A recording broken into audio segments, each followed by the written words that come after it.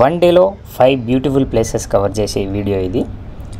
So first ఏంటంటే nature, adventure and devotional, ఈ మూడింటిని కవర్ చేస్తూ నేను ఈ వీడియో చేయడం జరిగింది.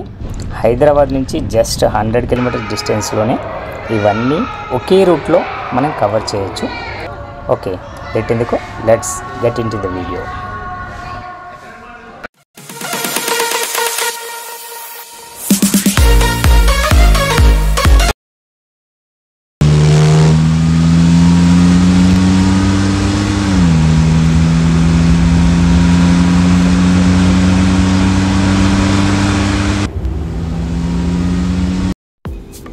మనం ఇందాక రూట్ మ్యాప్లో చూపించినట్టు ఫస్ట్ మనం హైదరాబాద్ ఎల్బీ నగర్ నుండి inner ring road, Rajendra Nagar, TSPA, Moinabad, Chevella, Manneguda నుండి ఈ విధంగా వికారాబాద్ చేరుకున్నాక మొట్టమొదటిగా మనం చూడాల్సింది ఏంటంటే అనంత పద్మనాభ స్వామి టెంపుల్ అండ్ కొలను. ఇప్పుడు చూస్తున్నట్టు కొలను. ఈ రెండు కవర్ చేసుకున్నాక, ఈ రెండు అయిపోయాక మనము ఒక 2 కిలోమీటర్స్ కిందికి అదే వేలో కిందికి దిగితే view point and trekking point అనేది వస్తుంది.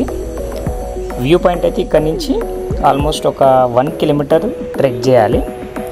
అండ్ ట్రెక్కింగ్ అనేది మన ఇష్టం, అన్లిమిటెడ్. మనం ఆ గుట్ట చుట్టూ కూడా కనిపిస్తుంది కదా, అట్లా లాస్ట్లో కూడా ట్రెక్ చేస్తున్నారు చాలామంది. సో మీ ఓపిక, మీ ఎనర్జీ లెవెల్స్ చూసుకొని మీరు ట్రెక్కింగ్ అనేది చేయండి. వెళ్ళడమే కాదు, రావడం కూడా ఇదే రూట్ కాబట్టి కొంచెం మీ ఓపికని బట్టి మీరు ట్రెక్ చేసుకుంటే బెస్ట్. యంగ్స్టర్స్ అయితే చేయగలుగుతారు, కొంచెం ఒక 45 అండ్ అబోవ్ ఉన్న వాళ్ళు ట్రెక్కింగ్ ప్రిఫర్ చేయకపోవడం బెస్ట్ అని నా ఒపీనియన్. అండ్ ఏంటంటే ఇక్కడ నుండి ఆల్మోస్ట్ అనంతగిరి హిల్స్ అన్నీ కవర్ అయిపోతాయి. సో నెక్స్ట్ ఇక్కడ నుంచి ఇంకొక 4 to 5 కిలోమీటర్స్ జర్నీ చేద్దాం. అక్కడ ఇంకొక బ్యూటిఫుల్ టెంపుల్ అనేది నేను ఎక్స్ప్లోర్ చేస్తాను. ఎస్, ఇది బుగ్గ రామలింగేశ్వర స్వామి టెంపుల్. మన అనంతగిరి వ్యూ పాయింట్ నుంచి ఆల్మోస్ట్ ఒక 4 to 5 కిలోమీటర్స్ బిట్వీన్లో ఈ టెంపుల్ అయితే మనం రీచ్ అవ్వచ్చు. ఒక 10 to 12 మినిట్స్ అయితే టైం డ్యూరేషన్ పడుతుంది అక్కడి నుంచి ఇక్కడికి రావడానికి. అండ్ ఈ టెంపుల్లో ఎన్నో ప్రత్యేకతలు ఉన్నాయి. చూడడానికి చాలా చిన్న టెంపుల్ ఇది. బట్ రావణాసురుని చంపిన తర్వాత రాముడు బ్రాహ్మణ హత్య చాలా నేరమని భావించిన తర్వాత ఇట్లాంటి ఆలయాలు ఎన్నో నిర్మించడం జరిగింది. ఈ టెంపుల్లో ఏంటంటే శివలింగం ఉంటుంది. శివలింగం దగ్గర రాముడు బాణంతో సంధించినప్పుడు ఒక నీటి ధార అనేది ఏర్పడుతుంది. అక్కడే శివలింగం ఉంటుంది. శివలింగం పైనే ఈ టెంపుల్ అనేది కన్స్ట్రక్ట్ చేయడం జరిగింది. సో శివలింగం నుంచి వాటర్ అనేది మనకు ఈ టెంపుల్ ఏదైతే మెయిన్ శివలింగం ఉందో అక్కడి నుంచి వాటర్ అనేది దారాలుగా ఇట్లా కిందికి ఇక్కడ కనిపిస్తుంది కదా, ఈ కొలనుకైతే ఆ నీరు అనేది మొత్తం చిన్న చిన్నగా ఒక నంది ఉంటుంది. నంది నోట్లో నుంచి మనకు ఒక బోర్ ఎన్నైతే వాటర్ అయితే మనకు పంప్ చేయగలుగుతుందో అన్ని వాటర్ అయితే అది అన్లిమిటెడ్ వాటర్ 24 hours ఈ విధంగా ఆ నంది నోట్ నుంచి అయితే కిందికి వస్తూనే ఉంటాయి. స్వచ్ఛమైన నీళ్ళు ఇక్కడ మనం కాలు చేతులు కడుక్కొని అండ్ దర్శనానికి అయితే వెళ్తారు వచ్చిన భక్తులు. అండ్ ఇది కూడా కొలను గుండమే. ఇది కూడా అక్కడ ఓవర్ఫ్లో అయిన వాటర్ అనేది దీంట్లోకి వస్తుంది.